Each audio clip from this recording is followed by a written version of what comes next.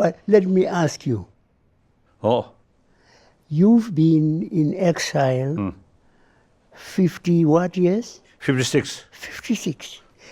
From a country that you love more than anything else. Why are you not morose? Morose kare. Sad. Oh. Some people call Tibet Shangri-La.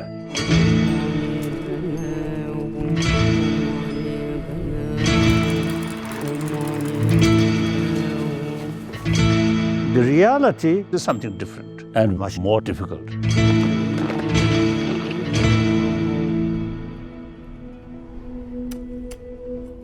His Holiness the Dalai Lama was born to an ordinary farmer's family. In fact, his parents were illiterate.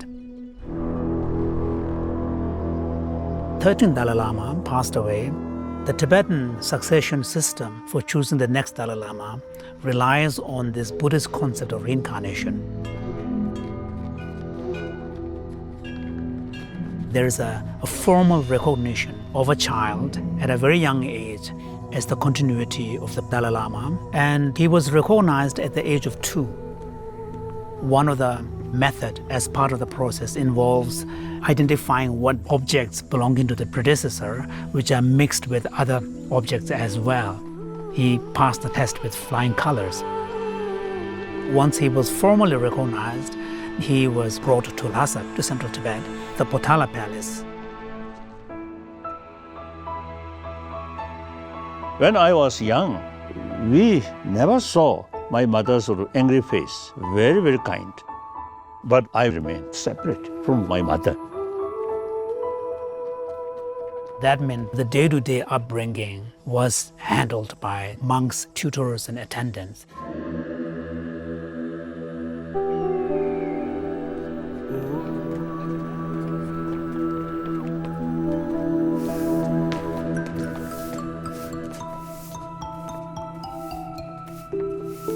His Holiness, in some of his books, writes of loneliness.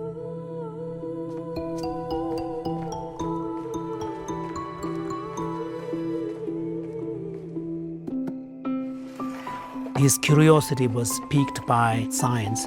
He had a fascination for mechanical things. From the Potala Palace, he would see these shepherds' kids, coming home, bringing home their goats and other animals, singing freely and whistling with a sense of abandon.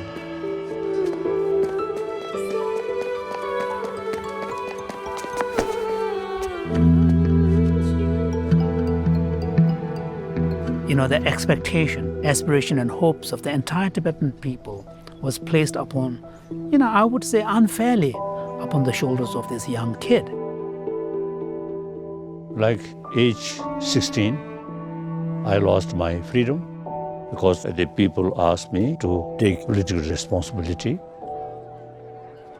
They insist because Chinese military already entered eastern part of Tibet. Communist China claims that Tibet has been historically part of China and it's reclaiming what it sees as lost territory. And by 1951, they had completely taken over the entire country. Up until 1959, the Dalai Lama really made efforts to try to find a political solution to the arrangement of China's presence in Tibet. Both sides, Chinese side and Tibetan side, hardline attitude. Of course, Tibetan side, serious of devotion to the independence. March 10, 1959, thousands and thousands of people came out into the streets protesting against the Chinese presence, which then created a large-scale people's uprising.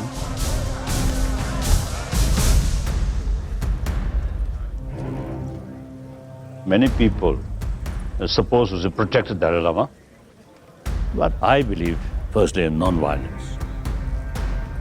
All my effort to cool down the situation failed. And soon after, there was a bombardment by the Chinese.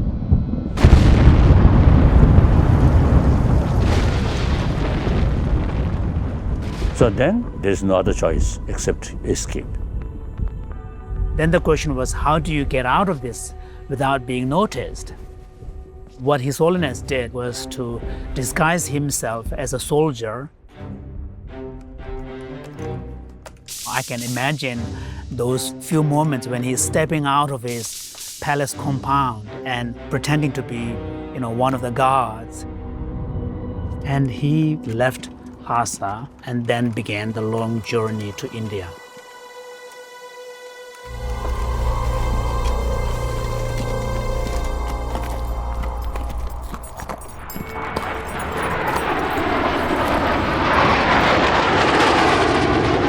I think one really fearful night was the road by the river. Just other side of the river, Chinese military barracks. And we tried to minimize sound of the horse hoof.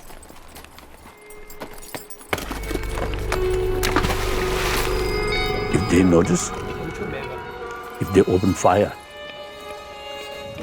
finished.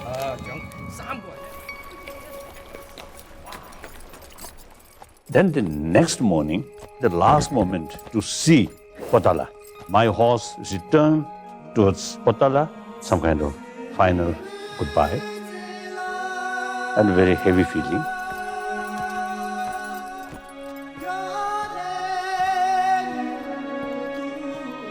Age 24, I lost my own country.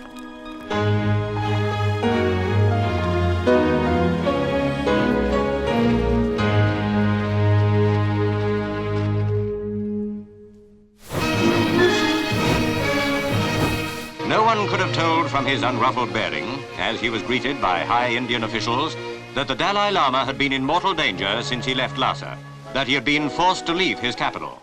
Because I become a refugee, so this new opportunity comes. Mm-hmm. If I still remain in Potala, in Lhasa, some people describe golden cage. Mm-hmm. Dalai Lama, holy Dalai Lama, remain like that. So I personally prefer the refugee life. It's more useful, more opportunity to learn, more experience. You see, if you look from one angle, you feel, oh, how bad, how sad. But if you look from another angle about that tragedy, that same event, that gives me some new opportunity to learn. And then there is a Tibetan saying, wherever you received much love, that's your home. That's very beautiful. Oh. I mean, what you said is quite wonderful.